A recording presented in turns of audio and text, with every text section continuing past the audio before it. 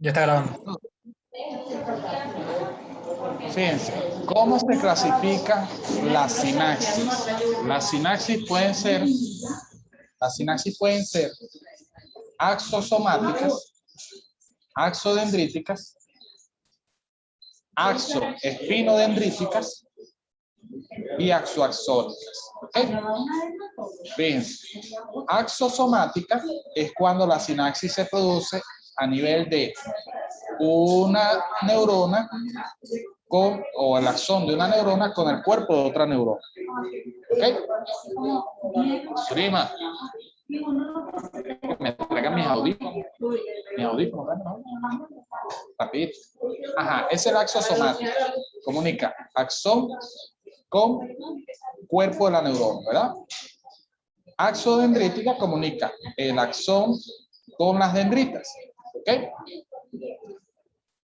Tenemos la axoaxónica cuando comunica un axón con otro axón. Y por último tenemos el axón con la axoespinodendrítica. ¿Ok? A veces las dendritas, los axones presentan una serie de prolongaciones conocidas como espinas. ¿Ok?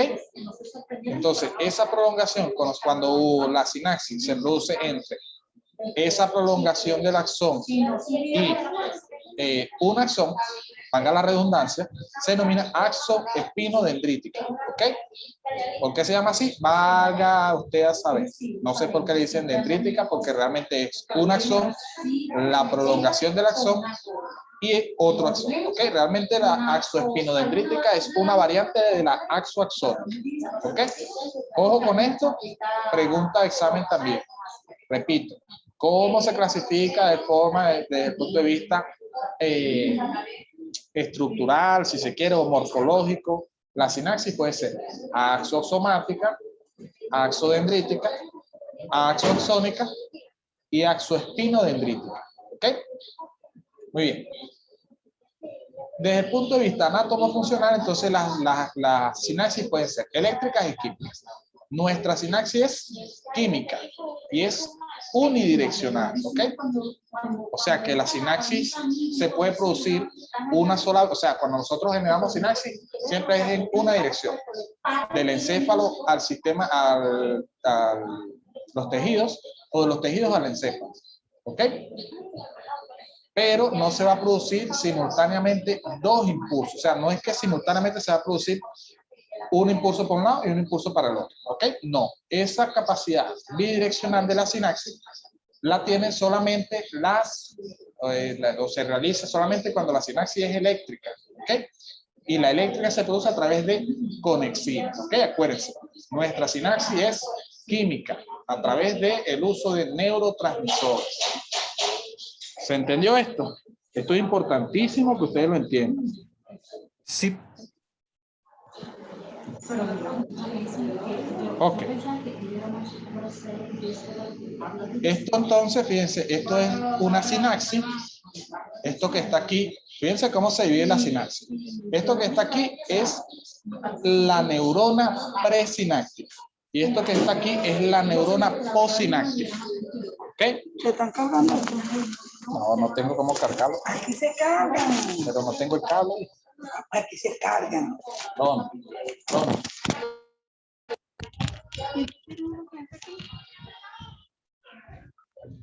La L.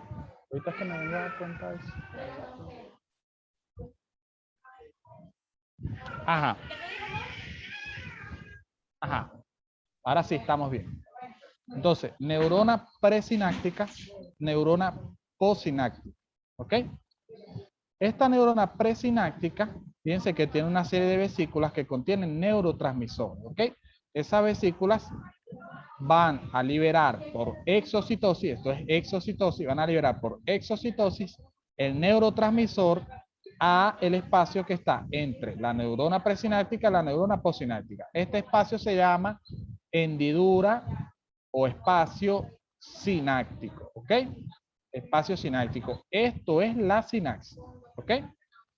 Entonces se libera ese neurotransmisor y ese neurotransmisor actúa o interactúa con los receptores de la membrana posináptica, la neurona posináptica, y se transmiten impulsos de aquí a acá, ¿ok? Esto es una sinapsis. Después esos neurotransmisores pueden ser recuperados por endocitosis y se reingresa o se reinicia el ciclo. Fíjense que es como un ciclo, ¿ok?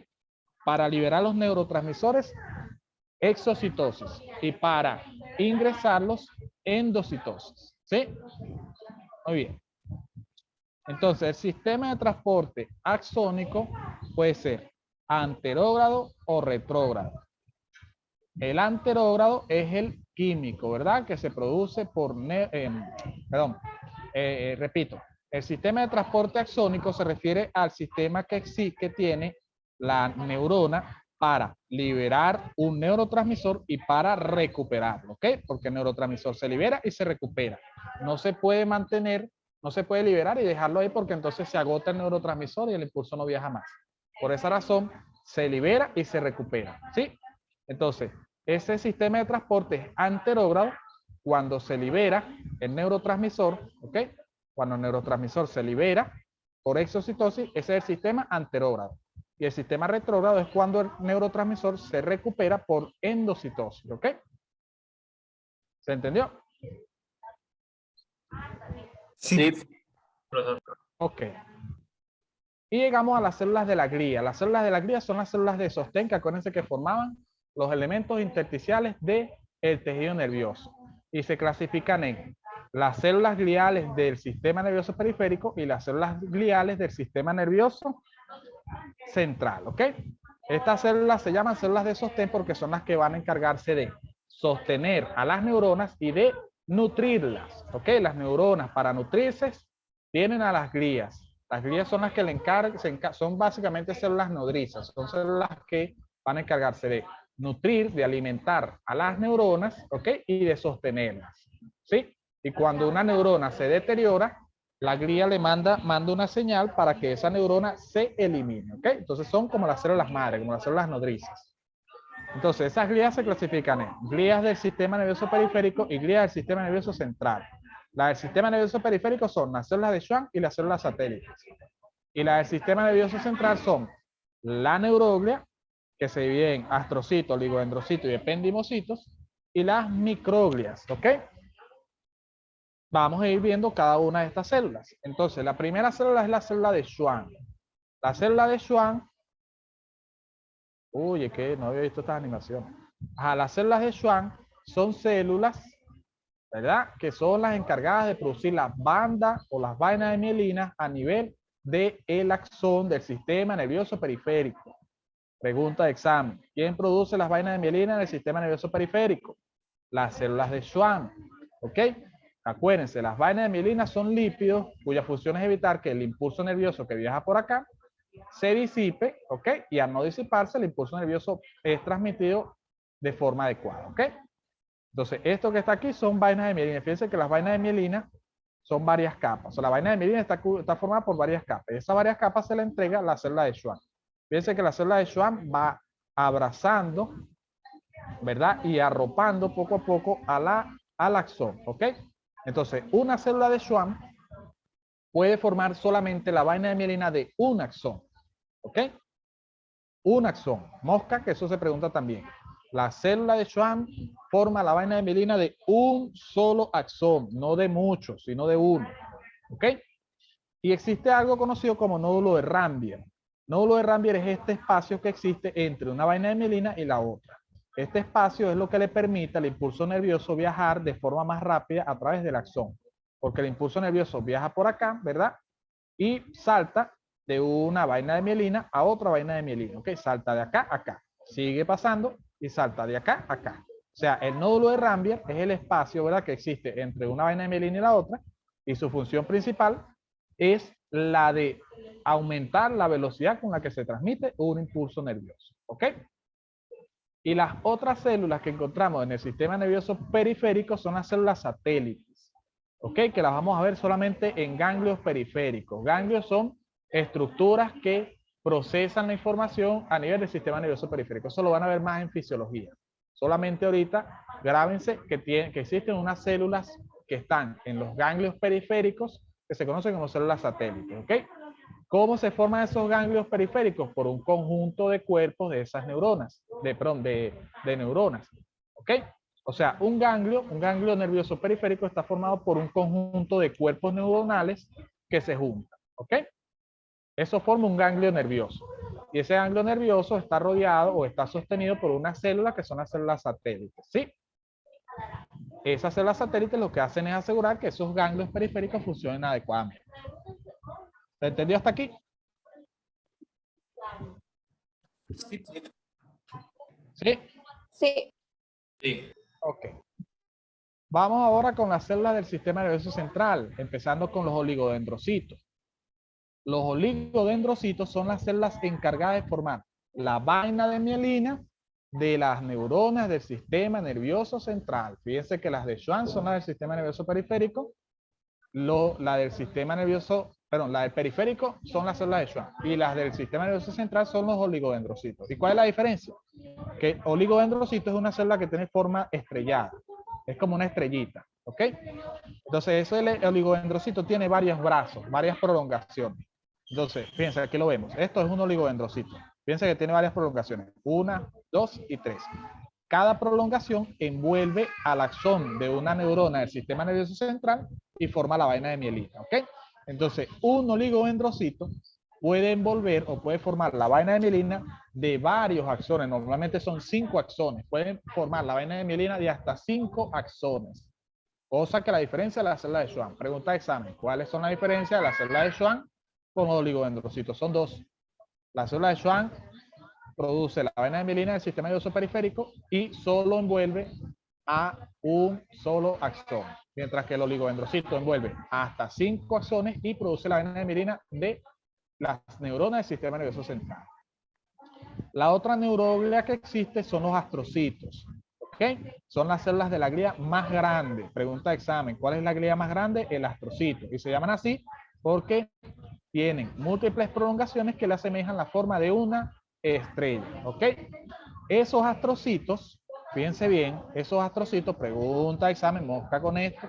Los astrocitos, como los vemos aquí, los brazos de los astrocitos se prolongan hacia los vasos sanguíneos que hay en el sistema nervioso central, ¿ok? Y forma lo que se conoce como barrera hematoencefálica. ¿Qué es eso? Los astrocitos, sus brazos, tienen estructuras especializadas. Entonces, ¿qué es lo que hacen? Cuando los nutrientes o los elementos llegan a través de usando la sangre, a través de los vasos sanguíneos al cerebro, los astrocitos lo que hacen es, a través de sus brazos, decir, mira, esto que está aquí me lo dejas pasar al sistema nervioso central, esto que está aquí no me lo dejes pasar, este medicamento, a ver cómo es, no, este medicamento no lo dejes pasar, esto es peligroso, déjalo pasar para allá, esto sí, ¿entienden?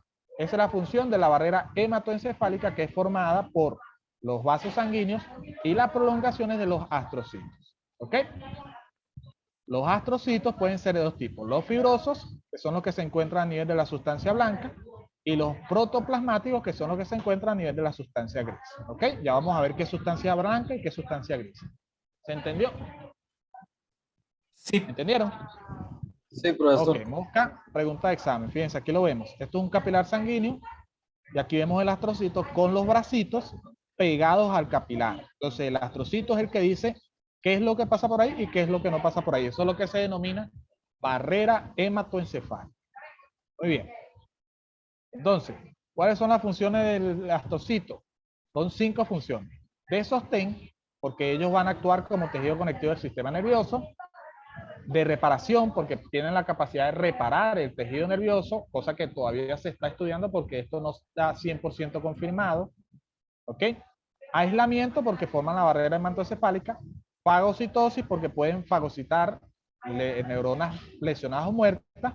Y regulación del intercambio de sustancias con la sangre. ¿Ok? Realmente las dos principales funciones de los astrocitos son el aislamiento y la regulación de intercambio de sustancias con la sangre. ¿Ok? Porque forman la barrera hematoencefálica.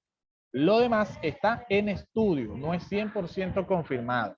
Y hasta que no se confirme, nosotros no podemos dar fe de que es así. Por lo tanto, si ustedes les preguntan las funciones de los astrocitos, pueden decir estas 5, pero las dos principales son esta y esta. ¿Ok? Y la otra célula, la otra neuroglia, o célula, perdón, la otra neuroglia del sistema nervioso central son los ependimocitos. Ojo también con esto, porque los ependimocitos son células, fíjense que son células cúbicas y en algunos casos pueden ser cilíndricas y se ubican a nivel o cubriendo los ventrículos del encéfalo. Y ustedes dirán, ajá, pero ¿qué es lo que tiene el ventrículo del encéfalo? El encéfalo tiene 4 espacios que se conocen como ventrículos encefálicos o ventrículos cerebrales. Esos ventrículos producen líquido cefalorraquídeo. Es el que produce y los que transmiten el líquido cefalorraquídeo. Ustedes dirán, ajá, ¿y qué hace el líquido cefalorraquídeo? El líquido cefalorraquídeo regula la presión intracraneal y regula o evita que las capas que recubren al sistema nervioso central rocen entre sí. ¿Ok? Esa es la función del líquido cefalorraquídeo. Pregunta de examen. ¿Cuál es la función del líquido cefalorraquídeo? Regular la presión intracraneal y evitar que las capas que recubren al sistema nervioso central friccionen entre sí. Y además, ¿quién produce el líquido cefalorraquídeo? Lo producen las células ependimarias que recubren los ventrículos cerebrales. ¿Y cuántos ventrículos son? Son 4. 2 laterales, el tercer ventrículo y el cuarto ventrículo. Son 4 ventrículos. ¿Ok? Cada ventrículo está tapizado por los ependimocitos. Y ese ependimocitos, a través de esta prolongación que tienen acá, se contactan con los vasos sanguíneos y forman algo conocido como plexos coroideos, ¿ok? Y los plexos coroideos es el sitio específico donde se producen el líquido cefalorraquídeo, ¿ok? ¿Se entendió todo esto? Pues sí. Ok.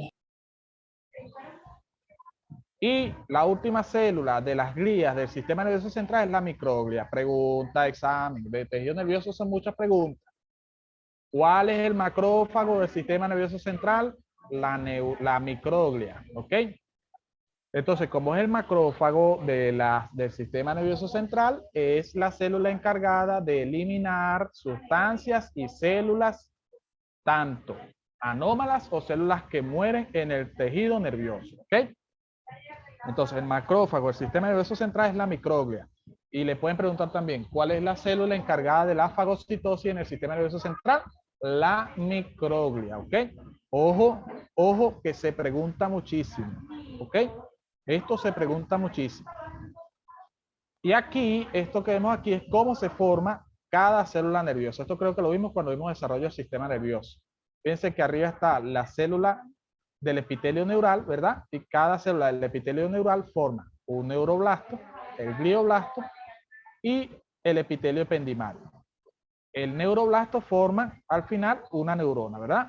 Primero un neuroblasto apolar, el neuroblasto bipolar, el neuroblasto unipolar y la neurona multipolar. Y el glioblasto va a formar a los astroblastos y los oligodendroblastos. El astroblasto forma el astrocito y el oligodendroblasto forma el oligodendrocito. ¿Ok?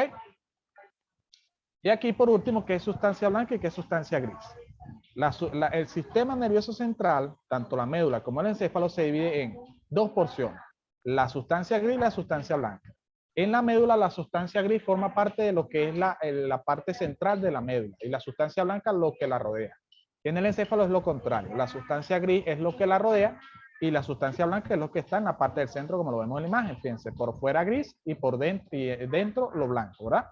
La sustancia blanca contiene o está formada por prolongaciones nerviosas recubiertas de mielina, ¿ok? O sea, todo lo blanco son prolongaciones nerviosas o axones de las neuronas del sistema nervioso central, ¿ok? Y la sustancia gris está constituida por los cuerpos neuronales o somas, ¿ok? Entonces, si ustedes les preguntan, ¿qué es la sustancia gris? La sustancia gris es el componente que forma parte del sistema nervioso central y que está formado por los cuerpos neuronales o somas de las neuronas del sistema nervioso central. Y la sustancia blanca es lo mismo, pero está constituida por las prolongaciones o axones recubiertas de mielina del sistema nervioso, de las neuronas del sistema nervioso central. La mielina, como es blanca, es lo que hace que esto se pinte blanco. ¿Ok? Bien. Y en cuanto, otra cosa que se puede preguntar, esto es más desde el sistema nervioso, es que la sustancia gris se encarga de lo que es recibir a las neuronas aferentes y enviar a las neuronas eferentes. Y la sustancia gris es la que contiene células nerviosas, motoras y sensitivas, ¿verdad? Y la sustancia blanca es la que está constituida por los tractos ascendentes y descendentes de estas neuronas, ¿ok? Y llegamos al final de esta larga clase que tuvo tanto entorpecimiento. ¿Alguna pregunta? Yo quería preguntar cómo es la vida de una neurona. No se reproducen, ¿verdad? No, no se reproduce. Eso es mentira. ¿Y el De que líquido hay- cefalorraquídeo no se regenera? Sí, eso sí. El líquido cefalorraquídeo, bueno, eso lo van a ver en fisiología, pero si el líquido cefalorraquídeo cumple un ciclo. Él se produce en los ventrículos, llega al espacio subaracnoideo y se reabsorbe. Y así, un ciclo. Se va produciendo y se va reabsorbiendo. Si ese ciclo no se cumple, se acumula líquido cefalorraquídeo y se forma la llamada hidrocefalia. ¿Ok?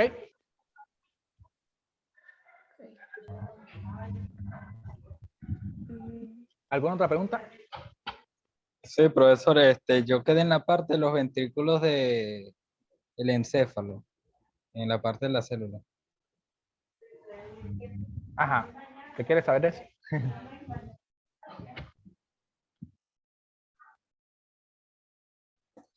Ok, habían como 4 capas y entonces iba allí me quedé en las 4 capas.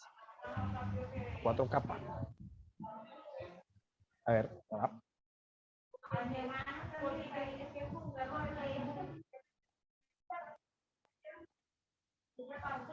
A ver, aquí. Tú te quedaste aquí. ¿No? Allí me quedé, profesor. Ah, bueno, lo que está diciendo aquí es que los ventrículos están cubiertos por una serie de células conocidas como ependimocitos, que son células principalmente cúbicas, aunque también pueden ser cilíndricas.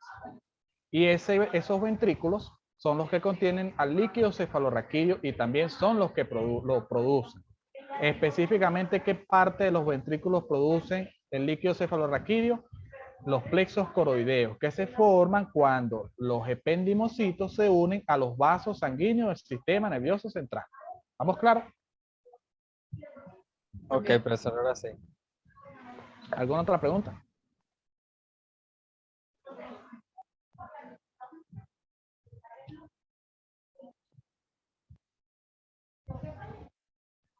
¿Alguna otra pregunta? Estoy pensando en alguna, pero creo que quedé bastante claro. Ah, ok. Ah, bueno. Bueno, entonces, si no hay más preguntas, anatomía. Fíjense, anatomía, yo normalmente cobro cuando son